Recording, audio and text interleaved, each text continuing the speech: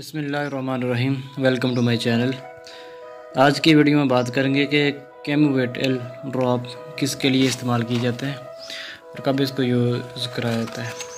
ये बच्चों के लिए बहुत अच्छे ड्रॉप हैं। तो ये मल्टी विटामिन विद लाइसोम, तो दो चीज़ें इसमें शामिल हैं। तो ये इतने महंगे भी नहीं है, प्राइस भी इसकी नॉर्मल है, 50-60 रुपये के मिल जाते हैं मार्केट में आसानी के साथ। तो इसकी डोज की बात करें तो ये बच्चों के लिए ख़ास तौर पे बनाए जाते हैं। ऐसे बच्चे जो वीक हैं, कम खाते हैं, कम पीते हैं, उनको सेहत को बहाल करने के लिए, उनको फरबा करने के लिए, उनको सेहतमंद बनाने के लिए, हेल्दी नज़र आएँ, ताकि इसके लिए इन ड्रॉप को इस्तेमाल कराया जाता है। देखिए इसके अंदर कितनी चीज़ें हैं, vitamin A, B, D, vitamin B 6, 2, कितनी चीज़ें इसमें डाली गई हैं।